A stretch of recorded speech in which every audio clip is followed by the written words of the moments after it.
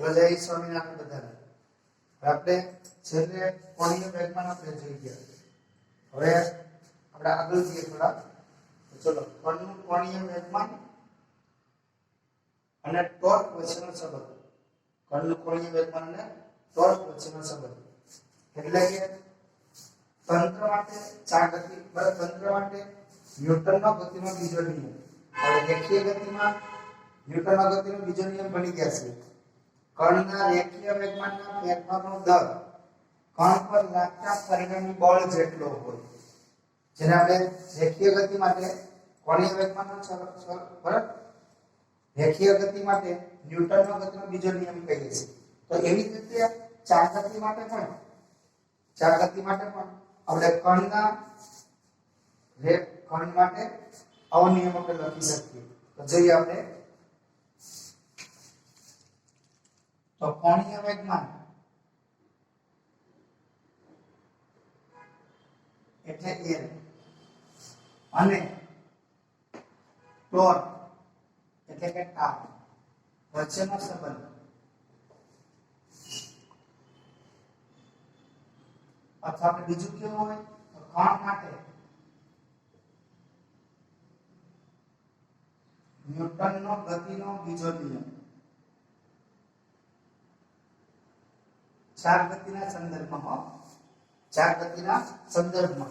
કણ માટે ન્યૂટનનો ગતિનો બીજો નિયમ આપણે મેળવવો છે. તો મેળવીએ. ચલો જો પહેલા આપણે જાણીએ છીએ કણનું કોણીય વેગમાન. બોલો જે સૂત્ર શું હતું પહેલા આપણે ભણી ગયા. કણનું કોણીય વેગમાન એટલે શું? તો કણના સ્થાન કોઈ ઉગમ બિંદુનું લક્ષણ કણનો સ્થાન સદિશ અને કણના રેખીય વેગમાન ના સદિશ ગુણાકારને તે કણનો ઉગમ બિંદુનું લક્ષણ કોણીય વેગમાન કહેવાય. આ કોણીય વેગમાનનો આપણે ઉપયોગ કરી અને એના ટોર્ક ક્ષેત્ર સંબંધ આપણે મેળવીએ. ચલો જો પહેલો પોઈન્ટ આપણો કણનું કોણીય વેગમાન. તેનું સૂત્ર છે આપણે L = r cross p. આને કહીએ સમીકરણ નંબર 1. હવે સમીકરણ 1 નું આપણે સમયની સાપેક્ષ વિકલન કરીએ. ચલો સમીકરણ 1 નું સમય એટલે t ની સાપેક્ષ વિકલન કરતા લઈએ તો આપણને આવું મળશે dl/dt. ડાબી બાજુનું વિકલન છે. હવે જમણી બાજુએ ગુણાકાર છે. તો વિકલન માટે ગુણાકારનો નિયમ છે. ચલો જોતા રાખો. ગુણાકારનો નિયમ વિકલન માટે આ પ્રમાણે a * b. આ બે ગુણાકાર હોય d/dt. આનું વિકલન કઈ થશે તો જો પહેલાનું વિકલન બીજું m નું m. તો બીજું કયો છે b. તો બીજું m ને મૂકીએ તો પહેલાનું વિકલન d/dt લખાય. પછી પ્લસ બરાબર. હવે પહેલું m ને બીજાનું વિકલન પહેલું કયો છે a m નું m બીજાનું વિકલન db/dt. આ વિકલન માટેનો ગુણાકારનો નિયમ છે. ગુણાકારમાં બે રાશિ હોય તો s નું વિકલન બીજું m નું m પ્લસ બીજું m ને પહેલાનું વિકલન. હવે અહીંયા આગળ કોઈ એવું કરે કે પહેલાનું વિકલન કરી અને બીજું આપણે એમને રાખ્યું. એટલે કે કોઈ એવું પણ કરે પહેલું m નું m બીજાનું વિકલન પ્લસ આપણે ખબર પડી ગઈ પહેલું m ને રાખ્યું તો હવે અહીંયા પહેલાનું વિકલન આવશે બીજું m નું m. એમાં કોઈ ફેર પડશે નહીં કેમ કે વચ્ચે વત્તાકાર છે. વત્તાકાર એટલે ક્રમનું મહત્વ નથી. તમે એક ગમે તે કરી શકો. બરાબર. તો આ નિયમનો આપણે ઉપયોગ કરવાનો છે. તો ચલો જો પહેલું m ને રાખીએ r તો બીજાનું વિકલન એટલે dp/dt પ્લસ ચલો હવે પહેલું m ને રાખ્યું તો હવે શું કરવાનું? બીજું m ને રાખવાનું. તો બીજું એટલે p. હવે તો પહેલાનું વિકલન તો dr/dt. બરાબર. હવે અહીંયા આગળ પહેલા લખી દઈએ છે ક્રમમાં છે પ્રમાણે લખીએ તો પહેલાનું વિકલન એટલે dr/dt અને બીજું m એટલે p. ચલો હવે આપણે જાણીએ છીએ હકીકતમાં આપણે ઉપયોગ કરીએ તો અહીંયા આ r m ના m આપણે જાણીએ છીએ કણના વેગમાનના ફેરફારનો દર એટલે dp/dt. એ કણના વેગમાનના ફેરફારનો દર આપણને શું આપે છે? બળ આપે. એટલે આપણે અહીંયા dp/dt ની જગ્યાએ આપણે 1 લખી શકાય. કે હવે એવી જ રીતે કણના સ્થાનાંતરનું સમયની સાપેક્ષ વિકલન એ આપણને શું આપે કણનો વેગ આપે તો dr/dt ની જગ્યાએ વેગ v અને dp/dt ની જગ્યાએ m લખી શકાય તો ચલો dp/dt એટલે if આ પ્લસ dr/dt એટલે વેગ v અને આ p બરાબર આવું આપણને પદ મળ્યું ચલો માટે આ dr/dt m is equal to એ આપણે જાણીએ છીએ r plus l એટલે ઉગમ બિંદુના લક્ષને સ્થાન સદિશ અને કણ પર લાગતા બળ ના સદિશ ગુણાકારને ઉગમ બિંદુના લક્ષને તે કણ પર લાગતું ટોર્ક કહેવાય જેને ટાઉ વડે દર્શાવાય તો આટલો જે ભાગ છે એ આપણા માટે શું થઈ ગયો ટોર્ક ટાઉ પ્લસ હવે અહીં આગળ જુઓ આ રેખીય વેગમાન છે તો રેખીય વેગમાનની દિશા કઈ હોય રેખીય વેગમાન p ની દિશા તો વેગની દિશા કહેવાય એનો અર્થ શું થયો p અને v બંને સમાંતર થયા કેવા બંને સમાંતર અને બંને સમાંતર હોય તો થીટા બરાબર 0 થાય હવે સદિશ ગુણાકારમાં ભણી ગયા સદિશ ગુણાકારમાં બે સદિશ સમાંતર કે પ્રતિ સમાંતર હોય તો એવા સદિશનો સદિશ ગુણાકાર કેવો થાય શૂન્ય થાય અને વેગમાન એ વેગની દિશામાં હોય એટલે વેગ અને વેગમાન બંને એક જ દિશામાં છે એટલે એની વચ્ચેનો ખૂણો 0 હોય એટલે બેનો સદિશ ગુણાકાર કરીએ બરાબર તો સદિશ ગુણાકાર કરીએ શું થાય vp sin θ θ બરાબર 0 sin 0 નું મૂલ્ય 0 એટલે આ ગુણાકાર કેવો થઈ જશે આ ગુણાકાર 0 તો આ થઈ ગયું તો આમ આપણને મળ્યું આ dr/dt = τ તો આ જે સૂત્ર આપણે લખ્યું મળ્યો આપણને તે સૂત્ર કણના કોણીય વેગમાન અને ટોર્ક વચ્ચેનો સંબંધ દર્શાવે છે જે ચાર ગતિના સંદર્ભમાં કણ માટે ન્યૂટનનો ગતિનો બીજો નિયમ છે એટલે આપણે શબ્દમાં કેવું હોય તો ચલો જો આ પ્રમાણે કહેવાય કણના કોણીય વેગમાન એટલે કણનું કોણીય વેગમાન છે કણના કોણીય વેગમાન નો ફેરફાર નો દર કણના કોણીય વેગમાનના ફેરફારનો દર કેટલો મળે છે તો કણ ઉપર લાગતા ટોર્ક બરાબર મળે છે ફેરફારનો દર કણ પર લાગતા ટોર્ક બરાબર હોય છે આ વિધાનને કણ માટે ન્યૂટનનો ગતિનો બીજો નિયમ કહેવાય ચાપ ગતિના સંદર્ભમાં રેખીય ગતિના સંદર્ભમાં આપણે શું કીધેલું તો જો કણના રેખીય વેગમાન કોની જગ્યાએ કણના રેખીય વેગમાનના ફેરફારનો દર બરાબર એ કણ પર લાગતા પરિણામી બળ જેટલો હોય કેટલો હોય પરિણામી બળ જેટલો તો અહીંયા આપણે કણ પર લાગતા પરિણામી ટોર્ક જેટલો એવું પણ આપણે કહી શકીએ કણ પર લાગતા પરિણામી ટોર્ક જેટલો હોય છે તો આ થઈ ગયો કે રેખીય વેગમાન કોણીય વેગમાન અને ટોર્ક વચ્ચેનો સંબંધ બરાબર તો અહીંયા આપણે આગળ દાખલાઓ જોઈએ તો ચલો જો સ્વાધ્યાયમાં દાખલા નંબર 2 પેલો આપણે ગણ્યો બરાબર દાખલા નંબર 2 તો બીજો દાખલો આપણને આ પ્રમાણે આપેલો છે જુઓ દાખલા નંબર 2 તો HCl hydrochloric acid HCl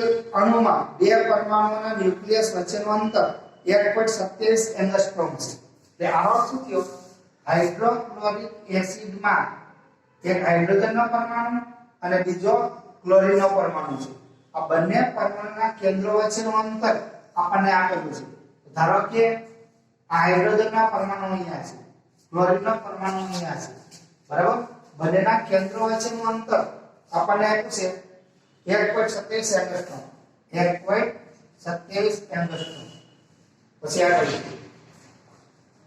1 angstrom બરાબર 10 ની -10 કેલ્વિન કહેવાય ક્લોરીન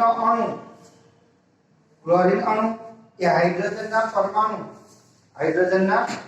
પરમાણુથી લગભગ 35.5 ગણો દળદાર છે આપણે ધારણા કરીએ ધારો કે હાઇડ્રોજનના પરમાણુનું દળ m હોય તો ક્લોરીનનો પરમાણુ છે એનું દળ આપણને કેટલું મળશે 35.5 ગણો ભારે છે એટલે આવો મળે પહેલા આપણે દળને m1 કહીએ m1 બરાબર m બીજો કોણ છે એના દળને આપણે m2 કહીએ m2 બરાબર 35.5 પછી આગળ જુઓ અને અણુનું લગભગ તમામ દળ તેના ન્યુક્લિયસમાં કેન્દ્રિત છે એમ આપેલ છે.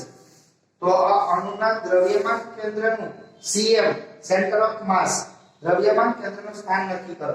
આપણને કીધું છે આ અણુનું સમગ્ર દ્રવ્યમાન એના કેન્દ્ર પર કેન્દ્રિત થયેલું છે.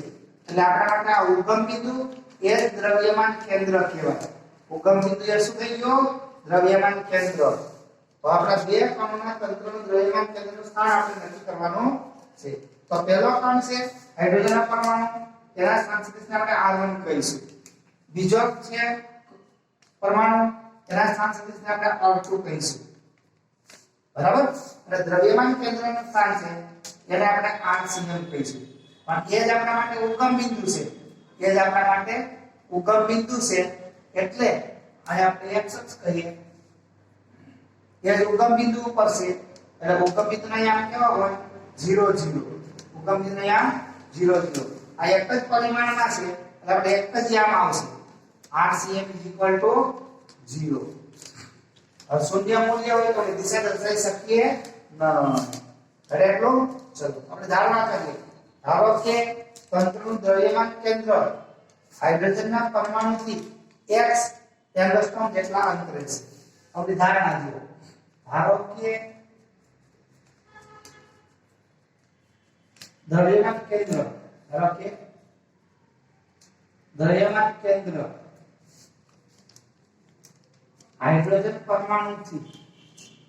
હાઇડ્રોજન પરમાણુના કેન્દ્રથી x એંગસ્ટ્રોમ અંતરે આવેલ છે. હવે આપણે અહીંયા બે કણોનું તંત્ર છે એટલે બંને કણોના દળ અને બંને કણોના સ્થાન સુધી આપણે જાણતા હોવા જોઈએ. પહેલા તો આપણે બંને કણોના દળ તો જાણીએ છીએ, બરાબર? m1 અને m2. હવે એના સ્થાન સુધી લખવા છે. તો આ કેન્દ્ર દ્રવ્યમાન કેન્દ્ર સ્થાન આપણે હાઇડ્રોજનના પરમાણુના કેન્દ્રથી કેટલું કીધું? x અંતરે. એટલે અહીંયાથી આપણે લઈએ તો x જેટલા અંતરે, બરાબર? x જેટલા અંતરે આ બંનેના કેન્દ્રનો આપણને સ્થાન મળે. બંને કેન્દ્ર દ્રવ્યમાન કેન્દ્રનો આપણને સ્થાન મળે છે, બરાબર? x અંતર. તો ચલો જો અહીંયા ધારો કે x અંતર છે, આ x આટલે સુધી x એંગસ્ટ્રોમ આપણા માટે ઉગમ બિંદુ છે. આપણને ખબર છે ઉગમ બિંદુની જમણી બાજુના અંતર ધન ગણાય, ડાબી બાજુના અંતરો ઋણ. એટલે આપણે -x એંગસ્ટ્રોમ આવું આપણે કહીશું, બરાબર? હવે એ જ પ્રમાણે બરાબર હવે આ કેન્દ્ર છે ત્યાંથી અંતર x એંગસ્ટ્રોમ અથવા I તરીકે લખી દે ચાલે આટલું. તો હવે પછી બીજો પરમાણુ છે ત્યાંથી આ કેન્દ્રનું અંતર આપણને કેટલું મળશે? તો આ કુલ અંતર કેટલું છે? 1.27 એંગસ્ટ્રોમ -x આટલો આપણને મળે. તો બીજા કણનો સ્થાન સદિશ મળી ગયો. તો R1 બરાબર કેટલા મળ્યા? R2 બરાબર કેટલા મળ્યા? 1.27 x. તો ચલો હવે આપણે માટે CL થી આ બિંદુનું અંતર બરાબર? તો અહીંયા આપણે R1 થશે, અંતર આવેલ છે. માટે આપણે R1 બરાબર x લખી શકાય, આ મૂલ્ય. તો એવી રીતે CL થી આ બિંદુનું અંતર એને આપણે R2 કહીએ મૂલ્યના સ્વરૂપમાં. આપણને મળશે 1.27 x આ એંગસ્ટ્રોમ. બરાબર? હવે દ્રવ્યમાન કેન્દ્રની વ્યાખ્યા પ્રમાણે આપણે સૂત્રનો ઉપયોગ કરીએ. હવે વ્યાખ્યા પ્રમાણે ઘણી વ્યાખ્યા દ્રવ્યમાન કેન્દ્રની. તો RCM is equal to M1R1 plus M2R2. બરાબર? એના છેદમાં કેપિટલ M. કેપિટલ M એટલે M1 plus M2, જ્યાં capital M is equal to M1 plus M2 નો ઉપયોગ કરીએ. ચલો આ M આપણા બાજુ ગુણાકારમાં આવશે, ગુણાકારમાં. હવે દ્રવ્યમાન કેન્દ્રનો સ્થાન RCM કેવો છે? 0. એટલે અહીંયા આપણે 0 લખી શકાય. એટલે અહીંયા આપણે અહીંયા આવી ગયા. તો વધ્યું શું? ચલો એક વખત લખી દઈએ. MRCM is equal to M1R1 plus M2R2 આવું મળશે. M બરાબર? M અને 0 છે. એટલે 0 થઈ જવાના.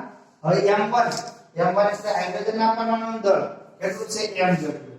હવે સ્થાન સદિશ કેટલો મળે આપણને -x બરાબર -x પ્લસ m2 એટલે 35.5 m અને r2 એટલે 1.27 માઈનસ x.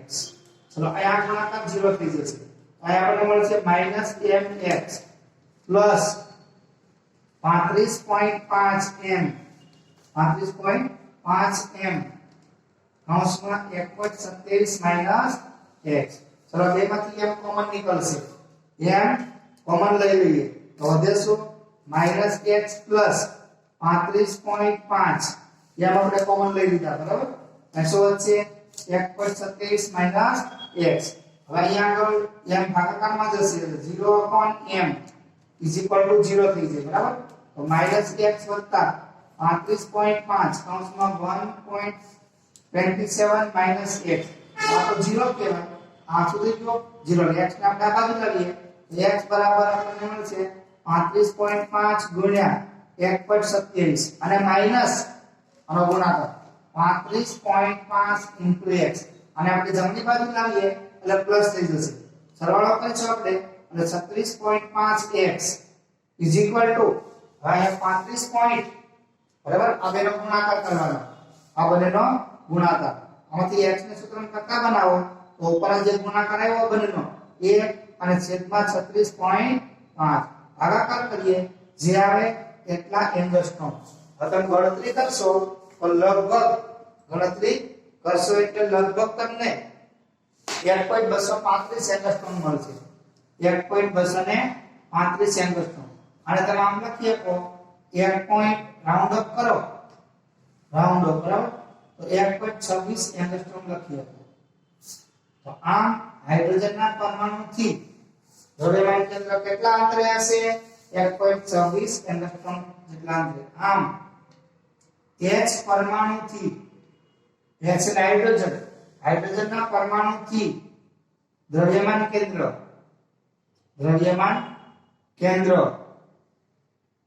H બરાબર 1.26 એંગસ્ટ્રોમ જેટલા અંતરે હોય જેટલા અંતરે આપણને મળે બરાબર. ચલો આ થઈ ગયો દાખલા નંબર 2. હવે આપણે જોઈએ દાખલા નંબર 3. ત્રીજો દાખલો જુઓ. એક બાળક લાંબી ટ્રોલીમાં એક છેડે સ્થિર બેઠેલો છે. એટલે આપણે જરૂર નથી આપણે કરી દઈએ. ચલો દાખલા નંબર 3. ધારો કે આવી લાંબી ટ્રોલી છે. આ ટ્રોલીમાં એક છેડે એક બાળક આમ બેઠેલો છે જે લીસી સમક્ષિતિજ સપાટી પર નિયમિત v ઝડપથી ટ્રોલી આગળ વધી રહી છે. એટલે કે ટ્રોલી છે કે નિયમિત ઝડપ v થી આગળ વધી રહી છે. પછી આગળ જો આ બાળક ટ્રોલી પર ઊભો થઈને કોઈ રીતે દોડે તો આ ટ્રોલીના દ્રવ્યમાન કેન્દ્રમાં શું ફેરફાર થાય? દ્રવ્યમાન કેન્દ્રમાં વેગમાં શું ફેરફાર થાય? તો ચલો જો. હવે આ બાળક ટ્રોલી પર એક છેડેથી બીજા છેડા તરફ આમ દોડતો હોય દોડવા લાગે બરાબર.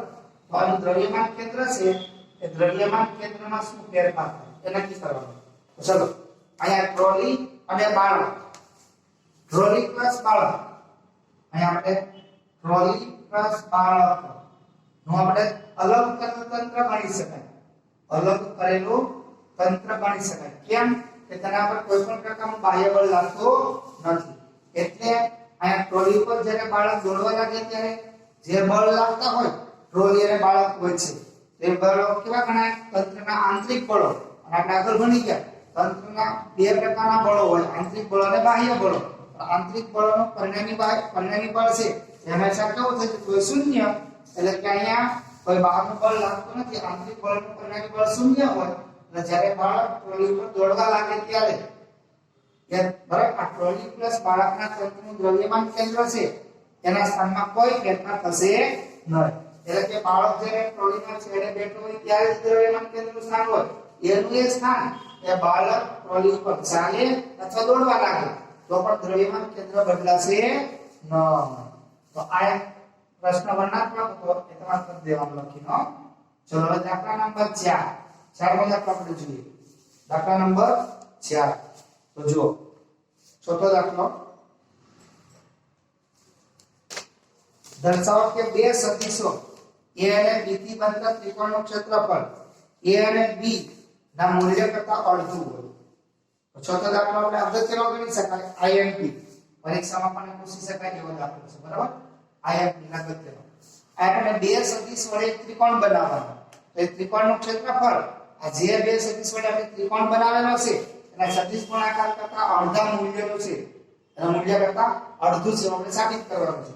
તો ચલો જો આપણે એને દર્શાવી દઈએ. તો ધારો કે આ એક સદિશ a અને આ બીજો સદિશ b, આ બે સદિશ તેમની વચ્ચેનો ખૂણો ધારો કે થીટા છે. તેના વડે બનતો ત્રિકોણ, એના વડે બનતો ત્રિકોણ આપણે આ પ્રમાણે લઈ શકાય, અને કહીએ o અને કહીએ a અને કહીએ b. તો આ સદિશ OA બરાબર a થશે. સદિશ OA બરાબર સદિશ a છે, અને એ જ રીતે OB સદિશ બરાબર સદિશ OB બરાબર સદિશ b થશે. આ સદિશ b તેના વડે બનતો ત્રિકોણ થયો, એના વડે બનતો ત્રિકોણ. હવે b માંથી આપણે સદિશ a ઉપર લંબ દોરીએ, આ લંબ, તો લંબપાત બિંદુ આપણને આ પ્રમાણે મળશે. આને કહીએ આપણે h. તો બે બાજુ કાટકોણ ત્રિકોણ બનશે, બરાબર? બંને બાજુ કાટકોણ ત્રિકોણ બને છે, બરાબર? હવે ચલો જોઈએ આ a અને b વચ્ચેનો ખૂણો, સદિશ a અને સદિશ b વચ્ચેનો ખૂણો થીટા છે, બરાબર? ચલો હવે આકૃતિ ઉપરથી, બરાબર, આકૃતિ પરથી sin ની વ્યાખ્યા, sin θ સામેની બાજુ છેદમાં કર્ણ, તો આ ખૂણાની સામેની બાજુ તે h આવશે, અને કર્ણ ને કાટકોણની સામેની બાજુ, તો આપણને આ મળે b. શું મળશે? b, બરાબર? તો આમ આપણને h બરાબર શું મળશે આના પરથી? આના પરથી h બરાબર b sin θ.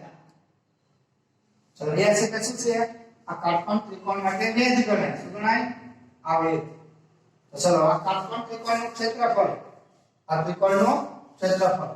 તો ચલો કાટકોણ ત્રિકોણ, બરાબર, કાટકોણ ત્રિકોણનું ક્ષેત્રફળ ઇઝ ઇક્વલ ટુ 1/2 ગુણ્યા પાયો ગુણ્યા વેધ. આવું આપણે સૂત્ર છે, બરાબર? તો ચલો આપણે ત્રિકોણનું નામ આપવું હોય, ત્રિકોણનું નામ, બરાબર? તો ત્રિકોણનું નામ આપણે આપી શકીએ આ પ્રમાણે, ત્રિકોણ OAB નું, ત્રિકોણ OAB નું ક્ષેત્રફળ 1/2 પાયો ગુણ્યા વેધ. 1/2 પાયો એટલે OA છે, એને આપણે a વડે દર્શાવીએ, વેધ એટલે h છે. હવે ચલો અહીંયા આગળ સદિશ નહીં લખીએ, કેમ? ત્રિકોણની બાજુનું માપ છે, માપ એટલે મૂલ્ય, બરાબર? તો આને આપણે લખી શકીએ હવે 1/2 ગુણ્યા a, અને ગુણ્યા h એટલે આપણે જાણીએ છીએ h એટલે b sin θ, h એટલે b sin θ. તો આને આપણે લખી શકાય 1/2 કૌંસમાં ab sin θ, ab sin θ. તો ચલો જતા હવે આપણે સદિશ ગુણાકારમાં ભણી ગયા, સદિશ ગુણાકારમાં, બરાબર? તો આવું કોઈ a ક્રોસ b હોય તો એને આપણે શું લખાય? ab sin θ n કેરેટ, બરાબર? પણ આપણે જો આને માનાંકમાં લખું, માનાંકમાં a ક્રોસ b, બરાબર, તો n કેરેટ કેન્સલ થઈ જશે, કેમ કે માત્ર મૂલ્ય થશે, બરાબર? હવે આપણે લખી શકાય 1/2 માનાંકમાં આ સદિશ a ક્રોસ સદિશ b એનું મૂલ્ય છે. તો આમ આપણને મળી ગયું આ બે સદિશનો સદિશ ગુણાકાર એટલે 1 cross b is equal two, બરાબર, ત્રિકોણનું ક્ષેત્રફળ આ બે સદિશના સદિશ ગુણાકારના મૂલ્ય કરતા અડધું છે, એમ અહીંયા આગળ સાબિત થાય છે, બરાબર? તો આ ત્રિકોણની બે બાજુઓ વડે દર્શાવીને બનાવેલા ત્રિકોણનું ક્ષેત્રફળ તે બે સદિશના સદિશ ગુણાકારના મૂલ્ય કરતા કેવું મળે છે આપણને? અડધું. તો આ પ્રમાણે આ દાખલા નંબર 4 થયો. અહીં સુધી આપણે બોલો જય સ્વામિનારાયણ.